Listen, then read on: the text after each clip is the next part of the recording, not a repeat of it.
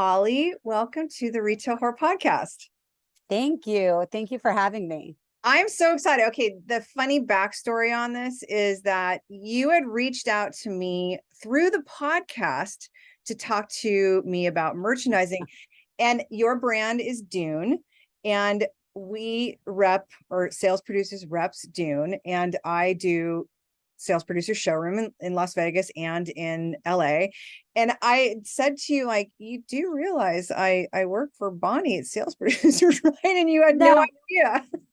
how weird is that? I know. When you are an entrepreneur, you're kind of going a million Yep. miles an hour. And I do believe sometimes things like that happen for a reason. There was 100%. obvious synergy. Yeah. And then getting on the phone with you, literally within a half an hour, we were talking about consulting. It was not about the podcast. And talking to you literally within a half an hour, I'm like, okay, I need to have you on the podcast. Like your story is amazing. And it's like the true, like truly like a true hustle, a true entrepreneur. And you are also this beautiful soul. So I was so excited to do this with you because I think this is going to be one of the best podcast interviews because you also wrote a book along with your line. So talk to me a little bit about, we'll get into your growing up, but I want you to tell everybody about your brand and what your brand creates. I am the founder and CEO of Dune Jewelry. And what we do is we incorporate sand and earth elements into jewelry and accessories. The sand and earth elements are from thousands of different places all over the world, iconic, memorable places.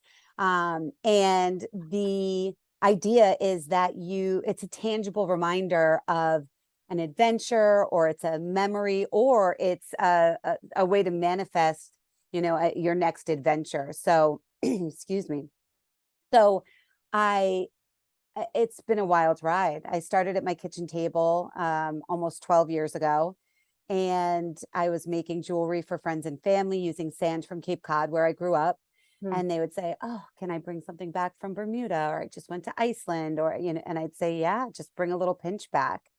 And it dawned on me that everybody has a place or a moment in time that they would love to encapsulate and hold on to forever. And that is what we do.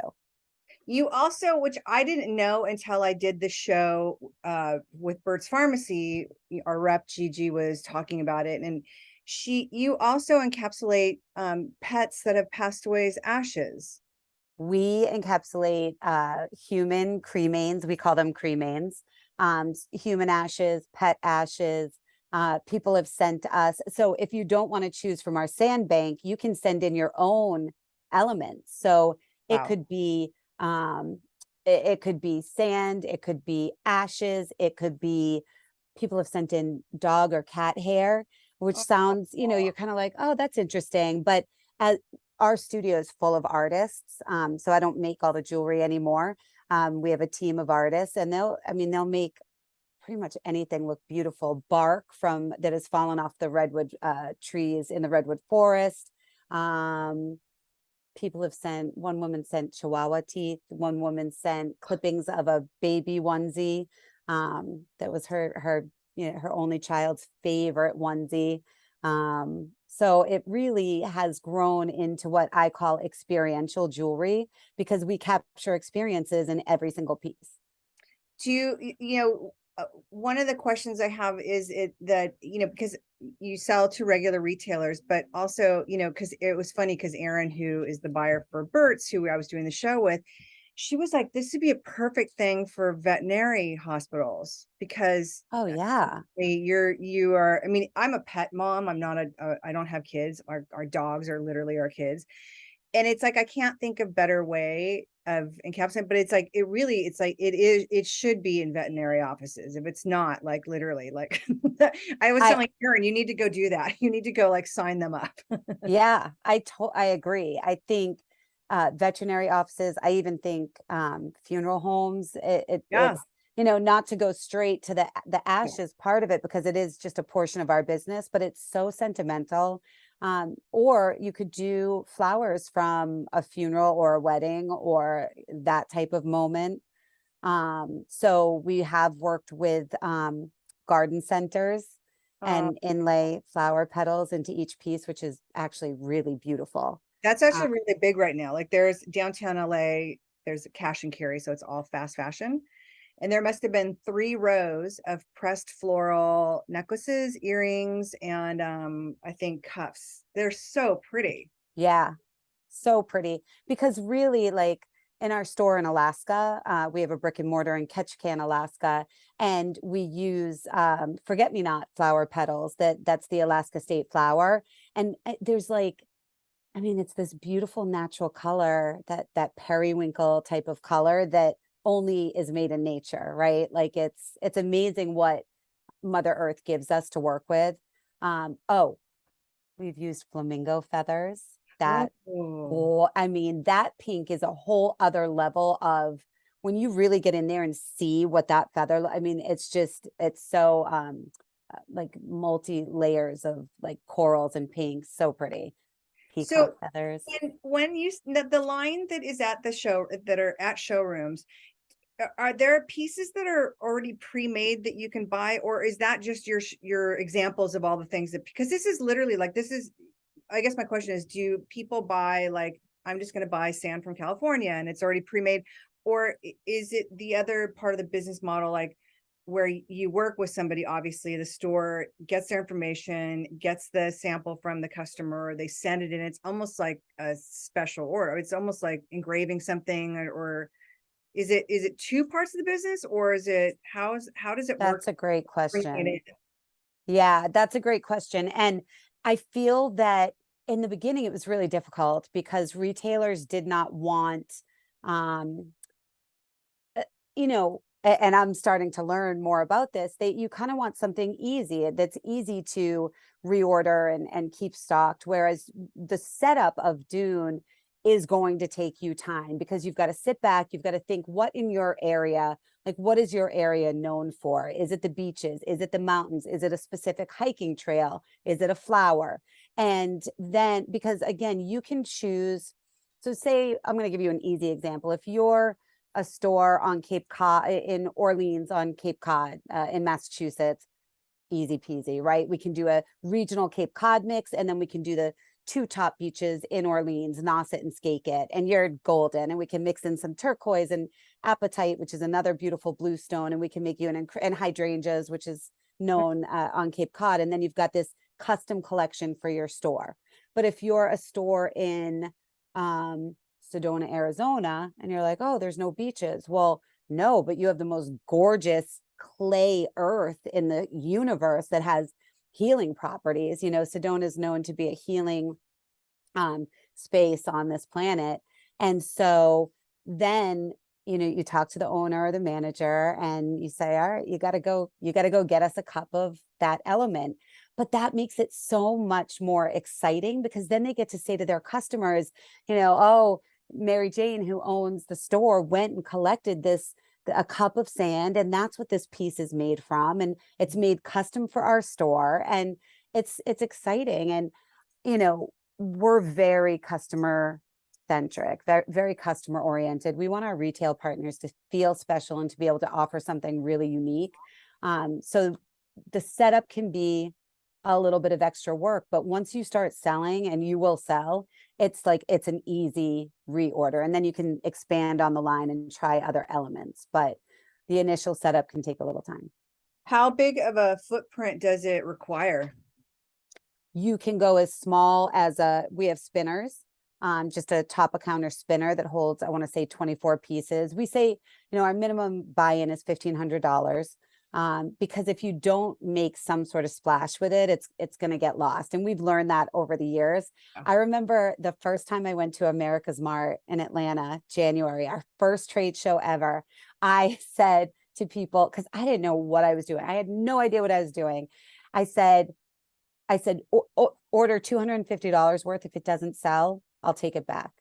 That was my pitch. I was like, it was really funny looking back. And they would be like, oh, I mean, okay, $250. Like, what do I have to lose? And they would call me like 4 days later and be like, I need to place a reorder. And I'm like, at that point, it took 4 or 5 weeks for us to turn orders out because every piece is custom made. Now we're on a nice 3-week turnaround, but yeah, it's funny to think now. I'm like, all right, you have to open with 1,500, and back then I was like paying people to open up an order. Hilarious. And I mean, it's like I've said this before. I just had a conversation with somebody on the phone. It's like that if you are going to go in and sell something and have that abundant look, you really do need to go deep with certain things. Like I feel like if you only dabble in a couple pieces here and there, it's going to lose its impact, and then it's like sitting in a sea of other things. So I can understand that for something this special. So true. How many SKUs are on the line? Too many, too many, because I'm that I'm that founder that's self-taught, that someone says, "Oh, I really need a horse." And I'm like, "Okay, I'll design one." "Oh, I really need a starfish." I mean, a starfish, everyone likes a starfish, but there's all these obscure, I'm trying to think. We're working with the Mission Inn that has like this bell logo that I'm working on a design right now. I tend to say yes to things that maybe other people wouldn't. But that's what I love about us. And that's what sets us apart from any other business, is that we try to say yes to all of these different requests. So we have about, sorry, to answer your question, I would say we must have about 500 SKUs. Holy shit. Oh, it's a Yeah. lot. So Yeah. tell Oh, me sorry. and sorry, I was going to say, and because I'm trying to service the retail partner, we created this whole line called the boutique collection that's only available in brick and mortars. Oh, So we have our core line this is why we have so many SKUs. We have the core line that's on the website that you can purchase on the website, but then there's I don't even know, maybe 50 to 100 SKUs that nobody's allowed to sell online, not the brick and mortar, no one, because we want to drive people into the store right. and have that experience. I love that. In the world of Amazon, I think that's really smart that, there's Thanks. separation between the two. How many people, like when you started, it was just yourself doing it. As you grew, like how many people are on your team? 30. Wow. 30 people. So we have in our studio, we have a customer service representative that takes care of our direct consumer. We have another customer service that takes care of all, dedicated just to our retail partners, and to support our sales manager, to obviously bookkeeper. And then we have artists. So we have anywhere, it fluctuates between 6 and 10 artists making jewelry every day, 5 days a week, sometimes 7 days during Mother's Day and Christmas. And then we have a packaging and QC team, because it has to go from production to packaging and QC, because not only is it custom made, it has to be custom labeled. So it's going to say this design is handmade with sand from Carmel by the Sea, California. Wow. Okay, you made a big leap. You just bought a building Oh, yeah. that is much bigger to house, that's going to have a retail space included. So tell me a little bit about, the first question I have is obviously anybody making a jump like this and purchasing something like this, like the fear and the fear of talk to me about that decision, and now that you've made it, how it feels. It feels good.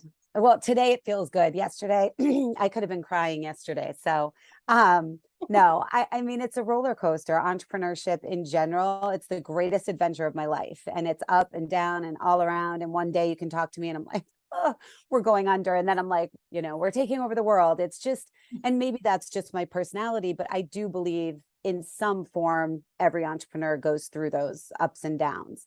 100%. Especially when you have a team of 30 people that you want to keep thriving and growing and paying. The building is a huge jump. We've been renting for 12 years. We're going to be 12 years old on September 28th. So it's great. It's over double the space, and the town requires a retail space in the front, which I never, That's interesting. yeah. It is, right? They require that, which I kind of like, because it's you're bringing in a business, but then you also have an offering for, it's not just like a warehouse where people are coming and going. Like you actually become part of the community. That's it. You just hit the nail on the head. It's interesting because I just posted on the Norwood, Massachusetts, that's the town, just saying that we were coming to that town, and people were like, "Oh my gosh, I have some of your jewelry. This is so exciting." Like I want to start creating that buzz now, because I don't want to be that boutique that, like, people know it's there, but there's nothing going on. Like, I want to start creating the buzz. And even though it's only 300 square feet, we can still, I mean, we can do tours, we can do little baby events in there. There's space in the rest of the building if it becomes something really ingrained in the community, where we can do, like, I have a friend, Tiffany Rice, who's a really talented spirit medium. So we could do readings in the back. Like, I'm, Oh, I'm already, talking my jam, lady. yeah, yeah, I love the idea that the space is big enough that you can do events, like, I don't know what that looks like, but bringing to groups of people, like, there's a store that her interview hasn't come out yet, that is in San Ynez, that I'm obsessed with. It's called Brass Tack, and she has a a hat bar where there that's it's cool. based for events, so you can have a bridal shower there, and you can either bring your own hats, or you can buy one of her hats and then have cocktails and decorate your hat. She has all these amazing vintage trims and pins, and like, where it creates this whole event. It's like, I could totally see something like that in your store, where it's like something that's relatively easy to assemble, that people bring the things that they love and Yes. sit down at a table and create for an afternoon, built around. I mean, that'd be a great mother-daughter event for Mother's Day. Be so fun. It would be so fun. All of these things, when I hear you speak about the retail industry, it's like, when it's just building, you're just kind of absorbing everything that everyone's telling you. But I just keep hearing so many great ideas. I mean, retail's so amazing. And I think now it's like such a cool time to be in retail, because if you have an open mind and you are looking to, because everything's is touchy feely, like being in the I can't even say the word experiential. Yeah.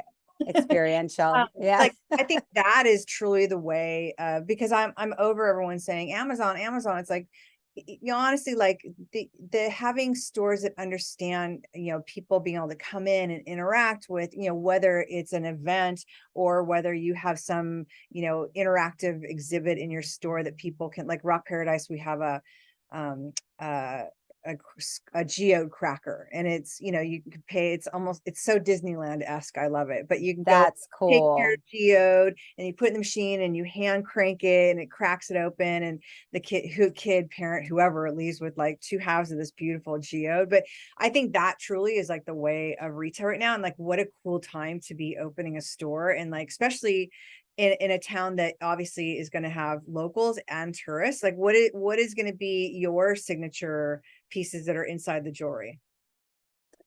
That's a good question. I'm still working on that. I think Norwood is a very tight-knit community. I think that we're definitely going to focus on Cape Cod beaches, because everyone seems to have a Cape house. So we're probably going to start there, and then really listen to the customers and see what they're requesting. We also, for this type of tight-knit community, we've done earth from softball fields for the whole girls softball team. Oh, So I think we, like, I've got all these unfinished ideas in my brain, but to have some sort of visual representation of what these customers can do with Dune. And this is going to be, I know we're going to be brainstorming together at another I know, time, my but whole head right now is like, this is definitely going, I mean, it's going to be a boutique with I want all complementary brands in there. It's not just going to be Dune Jewelry. I want I want it to be a community staple, where everyone's like, oh, we'll run over to Dune and grab this for this occasion, or this for this occasion. yeah. Or I know they're going to have something for me and I'm having a crappy day, and I want to go shopping. I So love that. You have an amazing story. Like one of the questions I always used to ask people, the very first question, and I've kind of gone away from it, I think because I wasn't sure if people are getting sick of me asking it, but was, what is your first job and how old were you? And when I asked you that, your answer blew my mind. So now I'm going to ask you midway through the interview is, how old were you and what was your first job? I was 11. My first job was when I was 11. Um, and it was at a zoo called Bassett Wild Animal Farm on Cape Cod in Brewster. It's no longer there, unfortunately. But I was cleaning cages and feeding and watering animals and giving pony rides to kids that weren't much younger than me. Crazy. Yeah, I know. I grew up around horses and animals and stuff, and my mother had worked at this zoo. I say zoo, it was like, I mean, it was, we had lions and tigers and bears, but it was small. And now looking back, you're like, gosh, oh, having those animals in those little tiny cages, but oftentimes they were being rescued from a worse environment. So, but live and learn. And it was a great experience. And I worked for $5 a day till I was like Oh my up, God. up legal working age. I know. That was not legal, but It was 100% not legal, but it's interesting what children and teenagers will do to be close to animals. yeah, I don't know if you've ever seen I that, do it but for free. Are you kidding me? yeah, yeah, yeah. I mean, I So honestly would do it for free. I don't know where the animal thing came from because I grew up, my mom had a dog, and when it's your parents' dog, it's more like a piece of furniture out on your patio. You go yes. hang out with it for a little bit, and then somewhere along the way, it becomes you have your own animals. But I mean, Elisa, who is our digital marketing manager, she has chickens, and everyone who says I who love has it. chickens are like, chickens are like truly like super smart and pets, but I've had donkeys, I've had two pigs, and it's like, I mean, for all normal things, like I would not, this is not like an area that you have any of these animals, but I was lucky enough to live on Fred Siegel's ranch for a while, which is where I had donkeys Oh, and pigs. wow. And I was lucky enough to have that experience, but that's where my heart is. Like, I love animals. Like, I would 100% work for free to be around those animals. Yeah. Yeah. So, well, it's not then children and teens, right? I think we all have a draw. There's so many of us that have a draw to animals. And even now you'll see horses, especially horses. There's barns that have teenagers kind of working for free just to be there, just to work off their riding lessons and stuff. I think that's a great way to learn work ethic. I think any of that kind of manual labor type of position is valuable. Well, I think you and I talked about this. Like, I think that certainly makes the most rounded person. And I think, same thing for people. Like, I worked in restaurants, bartended and waited tables. And it's like, still, And I think that honestly, like, for those of us who have that hustle, who are entrepreneurs, I think a lot of what I learned in restaurants as far as customer service and, responding and, apologizing to customers when something's late. And, I think that is what carries you through as an adult into your own business. it's powerful. You just said something about apologizing to customers. It's powerful to blame yourself first sometimes, Mhm. um, which may or may not be your fault, but in the moment, I think you learn that in customer service because people can be so nasty. Yeah. And I have learned over the years that I kind of love if you get a nasty customer and you can turn that around because 9 times out of 10, they're not just a nasty person. They're having a bad day or they just lost a loved one or like there's something in their life that is making them Yeah. act that way because it's not normal to be super nasty to a waitress or a customer service representative that's trying to help you place your order. Yeah. And I say that to my customer service manager all the time. I'm like, it's not you. I'm like, if someone's super nasty, just imagine that they lost a loved one or something is going on in their life that's just terrible. And let's just try to turn it around. Yeah, I've learned that with dealing with some people that, like, I don't know what point it was at where I realized that somebody was going off about something, and I literally had to step back and say to myself, this isn't about me. This is about that person. So in doing so, then it kind of lessens where I'd be like, fuck you, like what, Right, right, like, right. this isn't me. Oh, This is you're still saying that in your head though.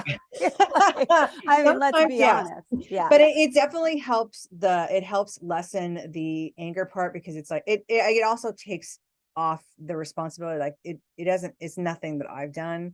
This is something that is going on that's deeper than whatnot. But it all of those lessons of dealing with people and personalities, I think a lot of it came from, especially the please and thank you, and I'm so sorry your meal's late, is for sure comes from the restaurant world, which I'm so grateful that I had my time slinging meals and Me drink. too. Slinging drinks. Me we too. we have very much a lot of the same things. We both left home really young. Like, I think when I talk to people, that I tell them that I moved out of my house. I moved in with my friends, Elisa's family, actually. Oh, Um, wow. and I lived on my own too. My dad didn't want to listen to, so my mom and dad were divorced from when I was, I want to say 4. And I learned how to manipulate my parents, which is bad. And I realized if my mom wasn't saying yes to something, I called my dad would give in, and my mom, and would just in turn just create more chaos between my parents. And finally my dad was like, I can't deal with this anymore. You're not going to come. He didn't want me to live with him. And he was like, I will rent you an apartment. You can have your own apartment. You have to promise me. Yeah. You have to promise Wow. me you're going to still continue to go to school. I think I was 15 or 16. And Wow. I didn't go to school anymore. Needless to say, like, I ended up going No. in Japan modeling. And I was like, when I came back, I'm like, I'm not going back to high school. I've been living on my own in Japan. But I've been on my own since super young, which I think is a lot, that has another reason what it has to do with my hustle. You have as well. And if you want to talk a little bit about it, because it's like, it is very commendable, like knowing who you are now and what you've created, and with your family, and your belief has everything to do with how you grew up.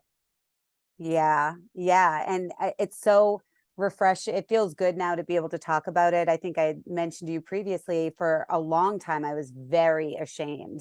I don't know, I don't even know why. I mean, it's not like it was my fault, but my father passed away when I was 8, from type 1 diabetes. Just back then they didn't know how to manage juvenile diabetes that well. And so after that, my mom and dad had been together since they were like 14. Wow. And yeah, and my mom fell into drugs, opioids, from the doctor for back pain. um Still such a problem. Like, Ah, it's so still. bad. It's so bad. I mean, I spent years as a child with my mom, quote unquote, falling down, ambulance coming to get her, go to the hospital, try to get pill. It was all about the pills. And I'm an only child. So that was difficult. Yeah. So eventually we moved away from my extended family, because they didn't get along with my mother. Now I understand why, but as a child you don't understand that. It just feels like you're being kind of abandoned. And then moved to Maine, and my mom kind of cycled through boyfriends and things like that, and I was like, it just wasn't working for me. I was too, maybe, just ready to go. I had already been working. I knew how to get a job. At that point, I think I had also, when we moved to Maine, I was working at Acadia National Park, and then I was doing Dunkin' Donuts on on the weekends. And Such a hustle. yeah, yeah. And then I was like, all right, I'm done with this. And I moved back down to the Cape Cod, because her mental health was just uh, toxic. And she, now I can say it's not that she was a bad person. It was just, she was stuck in the past and trying to get rid of that pain of my father passing. And in her mind, he left. It was just a very toxic situation, and very, very sad situation. And I know a lot of women that do have difficult relationships with their mothers. My mom she passed in 2015. And we still hadn't really remedied anything because she still couldn't get it together. And looking back, I now with all this, everything I built, and I've got a husband and two beautiful daughters, and I do wish that I could have maybe patched it up, before she passed away, obviously. But hindsight's 2020. Yeah. And I did the right thing for me, because had I stayed there, had I tried to continue taking care of her, I never would have been able to find a healthy balance for myself. And I still, still need therapy. It was, How old were you? You were young. I left when I was 15. Yeah, you were And like yeah, that. yeah. And it's like, so when you go out on your own, where did you go? Like, did you live with a friend? Like, I had my friend's parents take me in, but did you, like, who did you live with? I lived with friends for a little while, and then a friend of my mom's in Boston. And then Boston wasn't, I was still a Cape girl. I hadn't experienced the city enough to feel comfortable. So I went to a rooming house, it's like, it was this little place in Eastham on the Cape, like a little beach shack. And there were like little studio apartments on this hill, all side by side by side by side. And I think I paid like, I don't know, $450 a month for this little room. That's And crazy. I lived in a place like that in Santa Monica. did you really That's crazy. stop?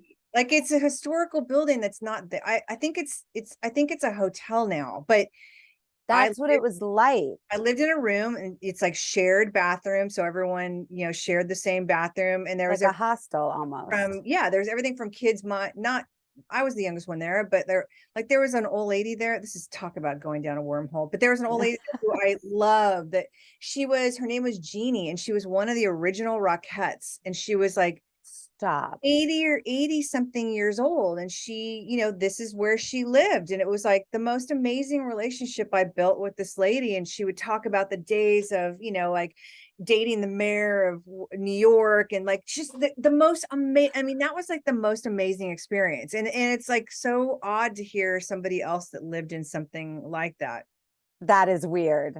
That is really weird. But at that point, I'm like, I got to put my own roof over my head. So I went at that. And then I was still working at the zoo, Bassett Wild Animal Farm, during the day. And then I was waitressing at the lobster shanty at night. Were you going to school at all?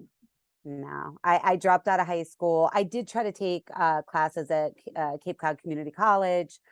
But I'm telling you, for me, Michelle, I learned so much from life experiences and all of the managers and coworkers. Like, I really just sucked up everywhere I've worked, which if I list them all, you'll laugh. It's, No, I'm right there with you. yeah, I've sold cars. I've done, I love that. yeah. I'll tell you though, selling cars was was a really interesting experience. And I won't go down that How old were rabbit you hole. selling cars? Because That was in my 20s. okay. So, but to be in an industry where people distinctly and intrinsically distrust you when they walk through the door and Oh, kind of don't like you yeah. is a very interesting position to be in, because I, at that point, was very much a people pleaser, which tends to happen when you have a dysfunctional childhood. You're, yeah, Hello, people James pleaser, Michelle. people pleaser, and you want everyone to like you. And people are right, like people are walking in just thinking you're shady from the start of that Yeah. process. So yeah, Wow. I sold Fords for like 2 years. What a great way to learn customer service, like a backhanded way of learning customer service. Yeah. I think what I learned most about that is you don't need to be that, salesy salesperson. The more you can learn about the product, the more sales you're going to make when it comes to vehicles. Like, really, the more you can just educate people, which is a powerful tool. That the more you can educate people, the better off you're going to be in any sort of sales position. Well, I think that applies to exactly what you're doing now, is explaining to customers how they can utilize this product and how it will sell. And it's like, that has everything to do with the more, I know for sure, like when I go into jobs and I'm meeting with somebody and, people, when it comes to merchandising, and people that are bringing in someone new that they've been doing it themselves this whole time and they know they need help. They just, you go in and you're talking about big changes that, that sometimes aren't very comfortable. I've found that the more I can explain, and when I have the specifics behind it and the reasoning, and trust me, this is going to change this number. This is why we're doing it. This is why, this is how it's going to drive business. The more comfortable and the more easy it is to make these changes when I can really over explain why we're doing it. Like, you've got the meat and potatoes of this is why. And it's like, that's, I can imagine with cars or anything, selling anything, that, the more you know about it, the more knowledgeable, and the more you can give the more I think that barriers go down around people's walls of hesitation of like, especially when it comes to like something I do, change. It's like, that's super hard for people. That's so true. And people have this, there's a negative connotation to being so many people do want to be sold on something, but there's this negative connotation about being sold something, which I've seen a lot in the fine jewelry industry. Being out in Ketchikan, Alaska, our store was a little bit is different because we're such a unique product, the Dune Jewelry store, or the Dune Ketchikan store, but our sister store, Infinity, is just this beautiful, beautiful jewelry store full of diamonds and rubies and gorgeous jewelry. But especially in those cruise ports, people are very weary. They would come into Dune Ketchikan and be like, "Oh, this is so nice. I want to get this, this, and this. Thank you for not being aggressive," or however they would say, "Thanks for not being all over me," or "Thanks." And I thought that was and it was interesting. It's my first time experiencing that.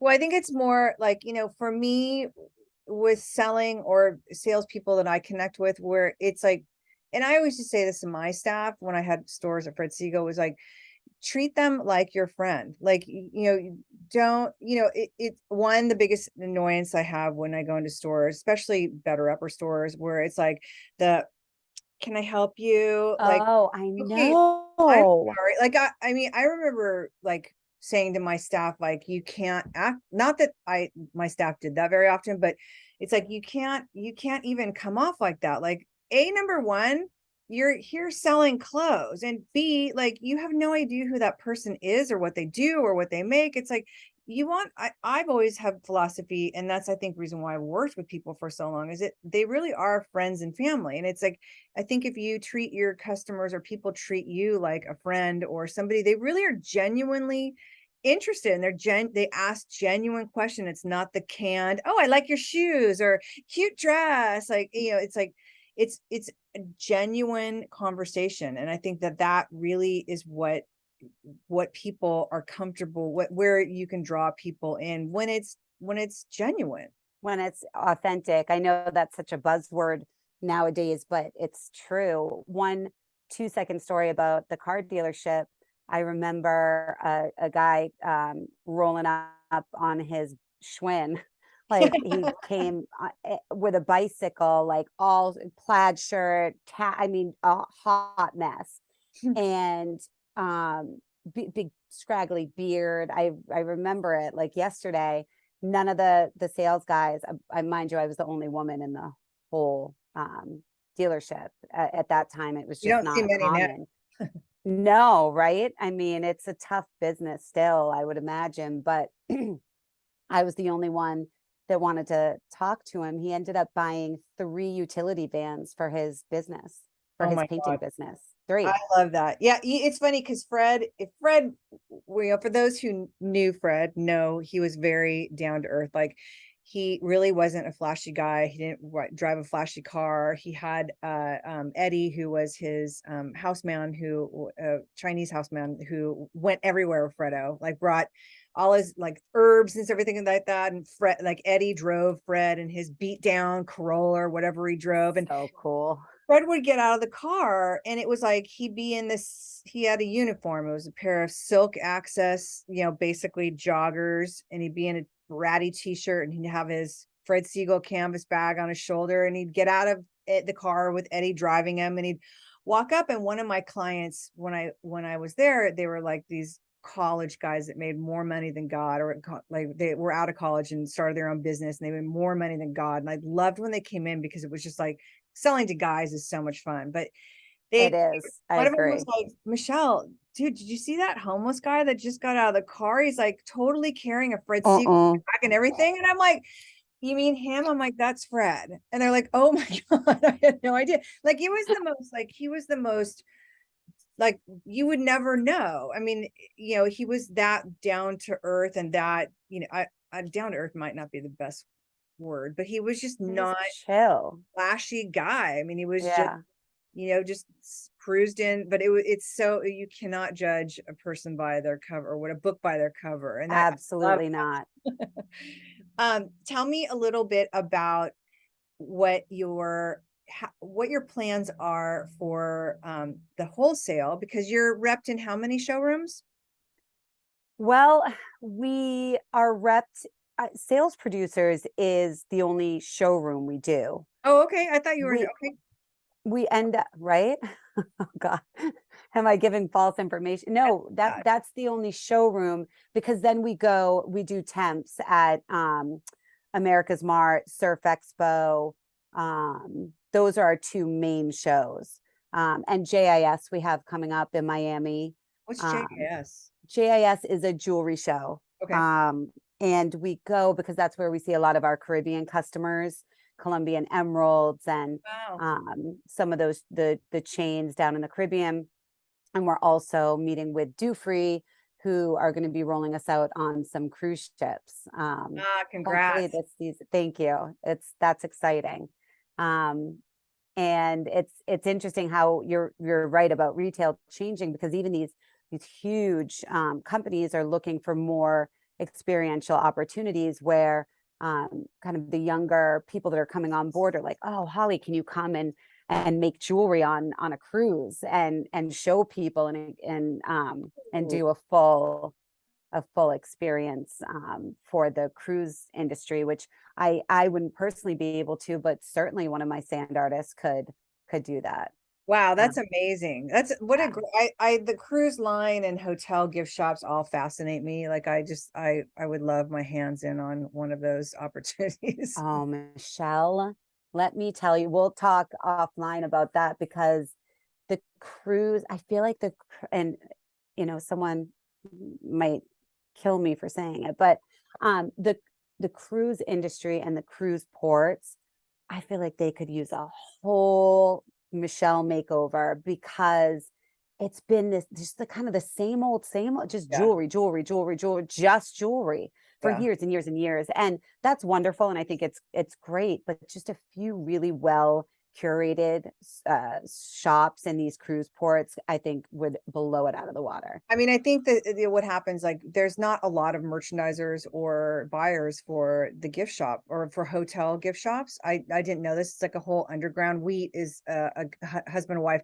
couple that have started taking over the shop themselves, and they curate it. They do the buying, they do the opening, so the hotels don't have to, because the hotels, they're based on, and I'm assuming cruise lines too, is they're based on people that work in the cruise and travel industry. They're not buyers and they're not retailers. So it's really interesting to see why some of the, even like the best hotels around, like sometimes it's like, why isn't there, a Yes. better grouping of, and the ones that are really successful and really amazingly, because somebody is curating it that's from the retail industry, from the outside and not actually from the inside. So You have no idea how many times I have thought that, and I'm just learning about it because of the way we're expanding. But I have been in beautiful resorts and gone into the gift shop, even the Ritz in St. Thomas. I remember being there a few years ago and walking into the gift shop, being like, what is that? There's isn't it nothing here odd? for me to buy. Yeah, it's an interesting dichotomy for sure, but I've always said, like, I'd love my hands in on that someday. Yeah. What point did you write this book? Because what's weird, and this is another odd thing, is that so Quarto is your publisher, and I write Quarto. It's one of the few lines that Stephen Young doesn't rep, even though I think it's part of Collins or Harper Group or something. But so we write Quarto in Anne McGilvery in Las Vegas, and we wrote your book. before I So even funny. knew it was you and your book. So as I'm digging deeper into working with you and with you, I was like, oh my God, we wrote the book for Burt's Pharmacy for all 4 locations. And it's Aw. such a beautiful book. Tell me how that started and how, how that came about. Thank you. Yeah, that was a little bit of a surprise. I had gotten an email from one of the publishers there. Rage is her name. She's awesome. And she was like, I love your brand. I love what you do. Have you ever thought about writing a book? And I was like, yeah, I mean, yes, I've thought about it, but what are you thinking? And she told me kind of what she was thinking. And which was exciting because there was a collaborative effort around her idea, which I love because I'm not an author per se. And we kind of went back and forth on ideas and came up with this idea of putting together a 10-chapter book that has sand stories from our customers and some of our team members, as well as it's really it's a celebration of the ocean and Mother Earth and women. And I wrote chapters like Be Unstoppable and Be Soulful and Be Abundant, and talk about kind of the similarities between the ocean and women and the human spirit. And so we have the sand stories in the beginning, and then we have the lesson that I wrote. And then we have quotes all the way through from women in my life that have touched me in one way or another, that I work with, team members, again, friends, family. And then my childhood best friend, Samantha Robshaw, did many of the photographs. She's a Rhode Island photographer. And then at the end of each chapter, there's a really short, easy to digest meditation because I have a very hard time calming this Mhm. mind. So nature-based meditations. And it was really fun. It was hard. It was harder than I thought it was going to be, actually. Do you have a copy of it that you can show everyone? I think there's one behind Yeah. you. Yeah. Yeah. Good eye. Happiness comes in waves. Love that you did this book. And I love more than anything that we bought it for the pharmacy, not even knowing. I That's awesome. I wonder how they're doing with it. I hope they're doing well with it. I don't know if we've gotten in because we spread our, I think it's like, I love that. It's so beautiful. I mean, it really is so beautiful. And I mean, it's a perfect gift size. I mean, like books that size, I will tell you, for everyone listening, if you don't carry books, like honestly, books that size do phenomenal. It's like stack them high, watch them fly. But it's like the fact that it has meaning and like I I just love that you do that. I didn't realize it had meditations through it. yeah. Because Yeah. You meditate. Yeah. Or I came, it's funny because my husband built this shed, which is now my office out here. So I'm amazing. away, like my house is back there.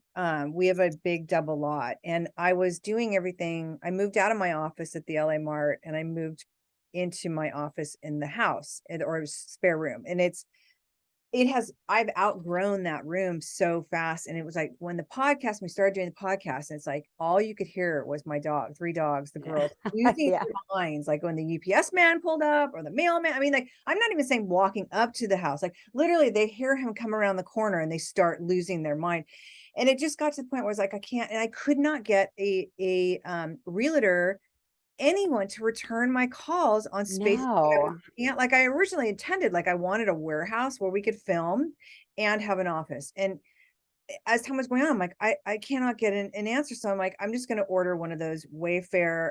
Who knew Wayfair sells sheds for one? So I ordered a little It's Nantucket looking incredible. little house that we can put here in this back because we have a double lot. We've had it sectioned off because it's too big for us to create something in the second half because we don't own it. We rent it. So it was like a dirt hole. So I'm like, just put it back there. We'll lay down gravel and that at least I can get in and out. So Wayfair's shipping company lost the 3,000-pound pallet with the Stop. shed on it. Stop.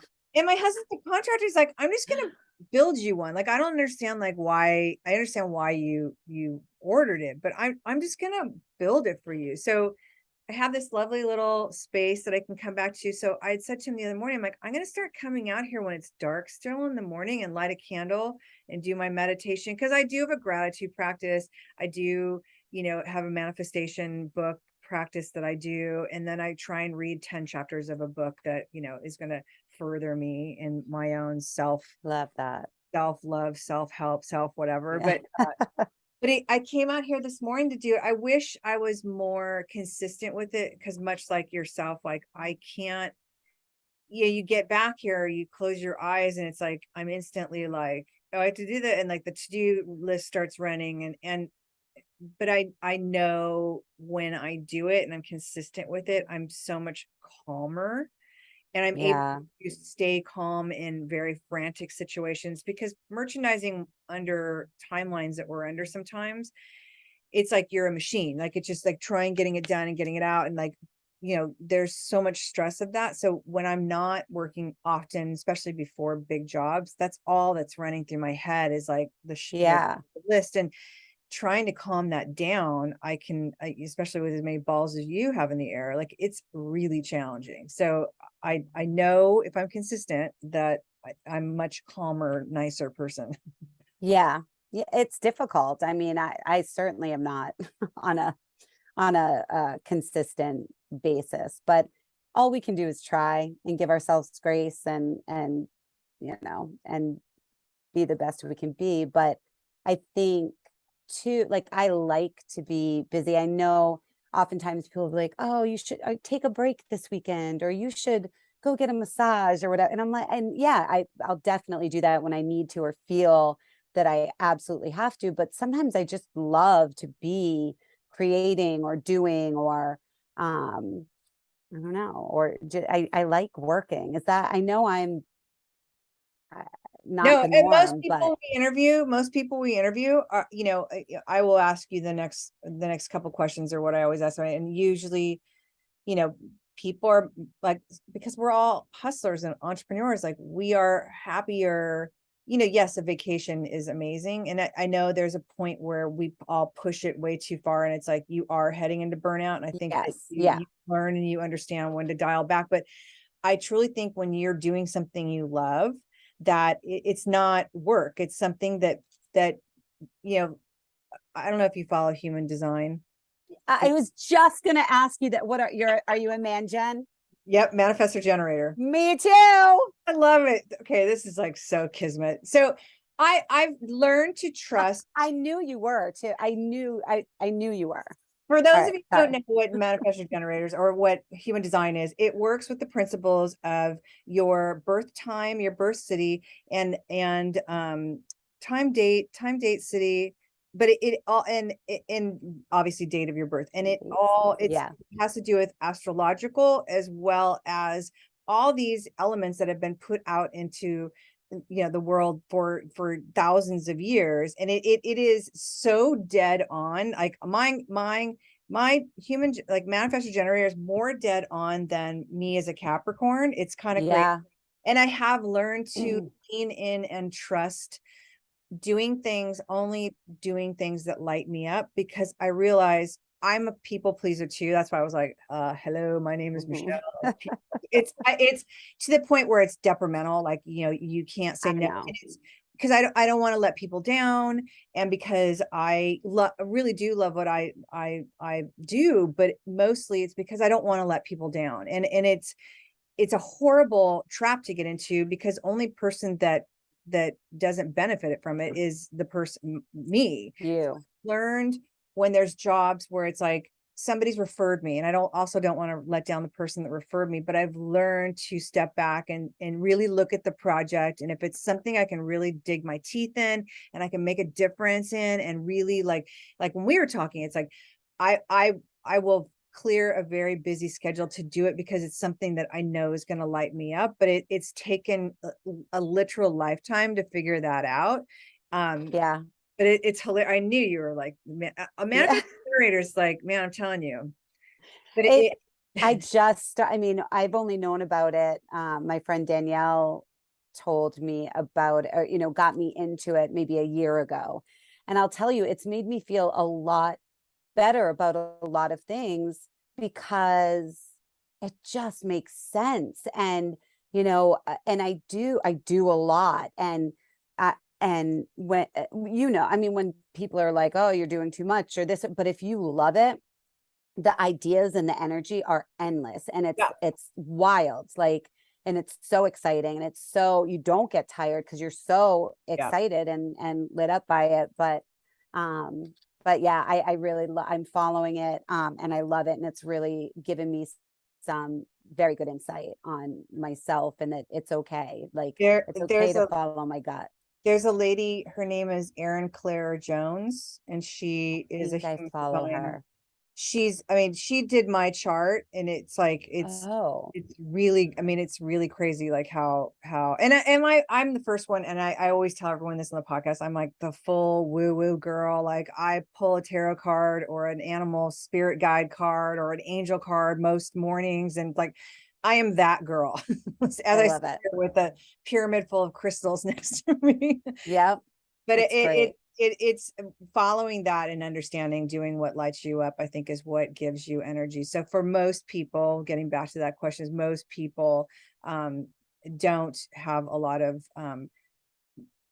ways of relaxing because they're really doing what they love. And it's a funny question. So I'm going to ask you a question I ask a lot of people. There's two questions. One is, you're obviously very creative. Where do you find inspiration in order to, come up with more ideas and expand your brand and that fills you up?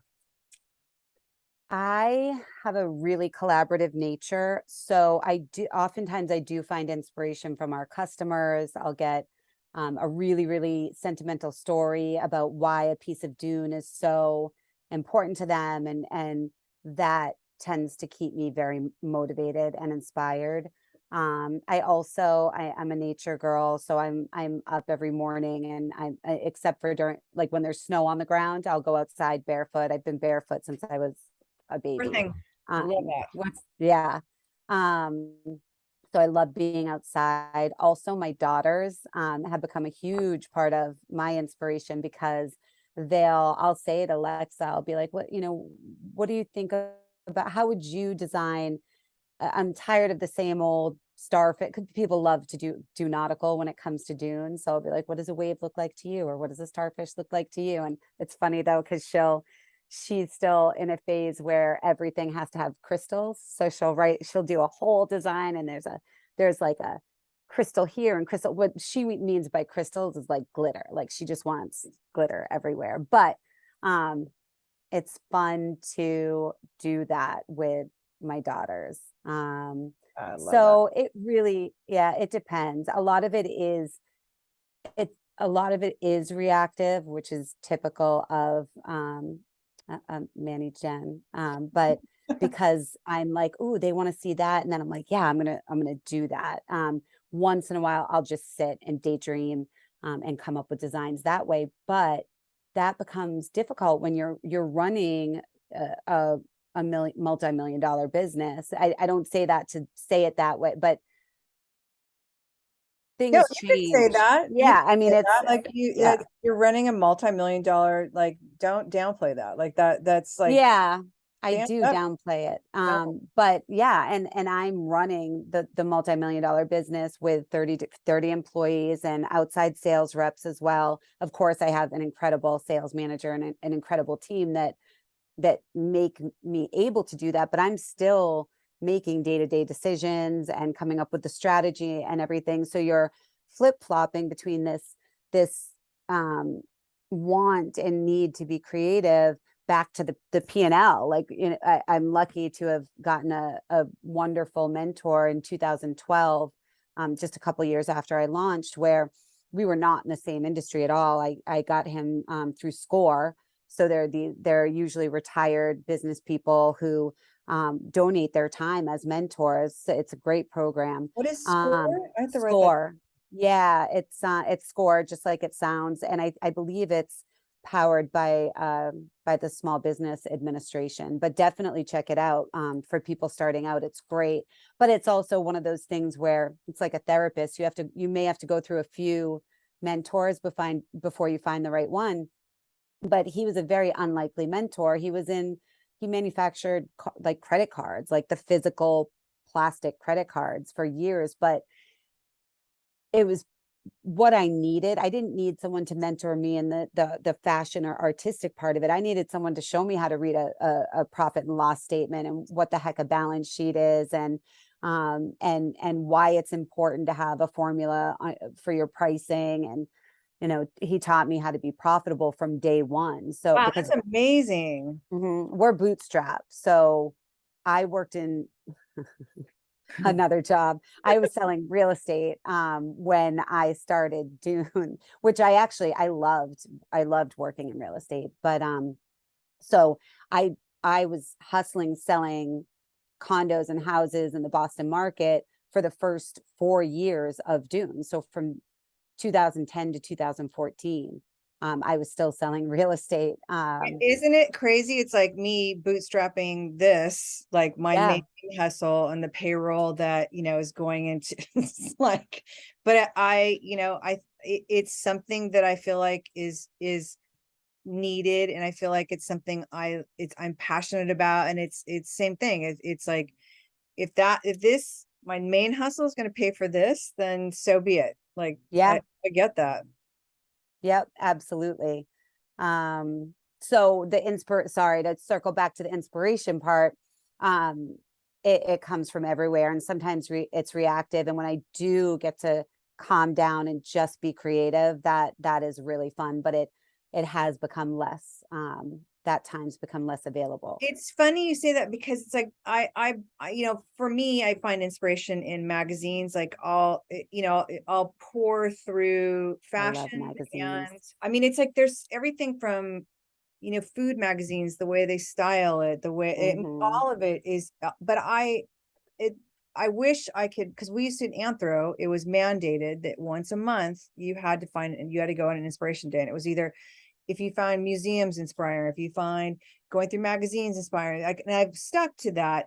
But it's true. Like I realize, like I don't have the ability to sit, like in this space and just go through magazines like I used to and like I'd want to, and like I know how important it is, It is. how you need it for your business, but trying to do that means I'm taking away from, designing a store or being on someone's floor or something like that. So it's, I understand that it's hard. It's like, but I Yeah. also realize I need to make time for it in order to help me grow as a designer or anything like that, and just get your head out of what you've been doing off of this and looking at something else for a while.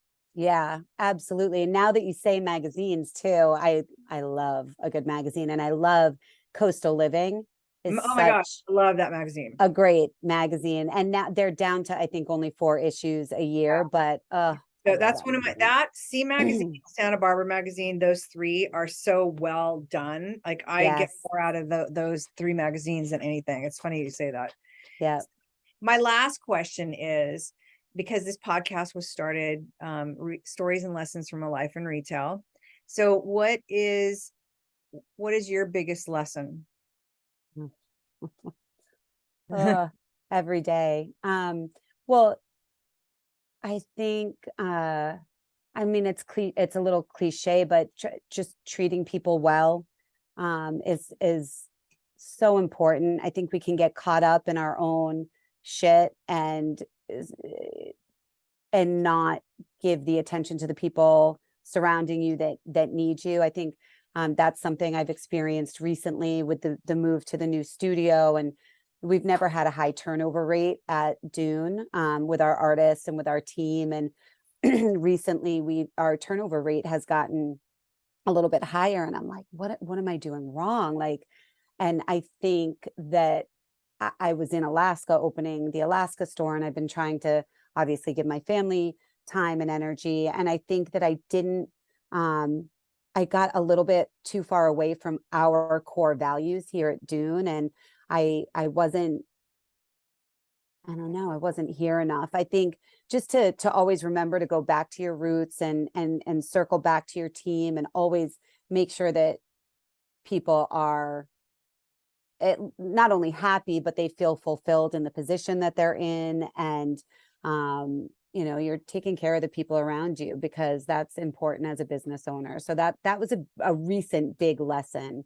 Also, the idea that you're going to be able to coast at some point, and I'm sure some people are able to, but in my business, there's no coasting as an entrepreneur. You can have great days, but you need to,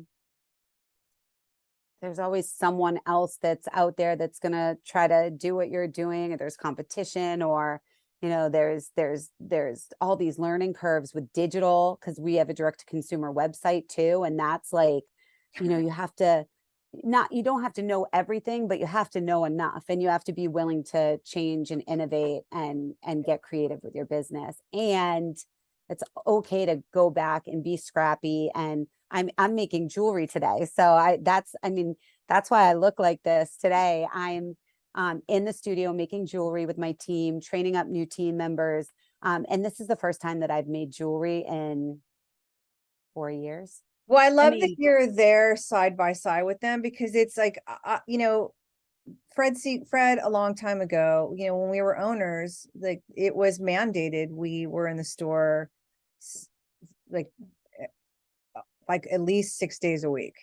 And it's like, wow. it was mandated that, because he always said, you as an owner are the best salesperson, you're the best example, you're going to be the best mentor, you're going to be what is leading your team. You may have a manager and assistant manager, but it is literally you is who they're going to look to.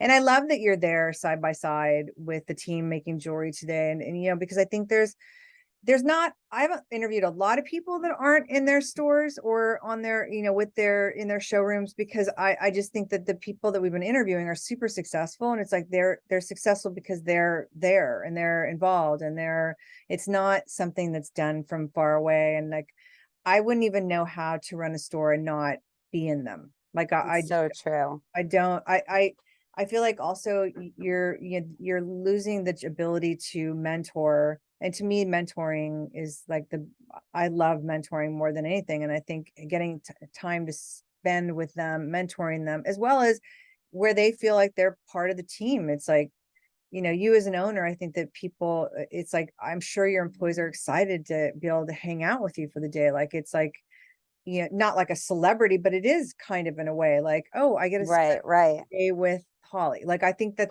I love that. It's fun. And I love it too. I'm going to be here. I'm going to be here, excuse me, side by side with them all the way through the move, and probably through the rest of the year, because we are so busy. That's great. And I don't want them to feel like they're hung out to dry here. I think we probably pushed a little bit too much, with overtime. Like, we had a lot of overtime, and we were pushing overtime. And for me, when I was, when I was coming up, I'd be like, overtime, time and a half. Yeah. Like, I'd take all the hours, and it's just not like that anymore, especially with such an artistic team that I have. Yeah. No one's living to work. They're working to live, and that's fine. But I think I needed a little bit of a kick in the butt to really understand it. And here I am. I Here I am through the end of 2022. I love that. What an Yeah. example. Thank you so much for your time. I'm so excited for people to hear the story. And I again, like, I feel like there's some like kismet thing between you and I. It's like, I knew it when I talked to you on the phone. So it's like, I know it's going to come through on this interview, but I thank you so much for your time, especially since now I know you're sitting there making jewelry. No, I love it though. And I'm so thankful to you for having me on. This has been great. And I cannot wait to work with you further. And I'm a huge fan. So Oh, thank you.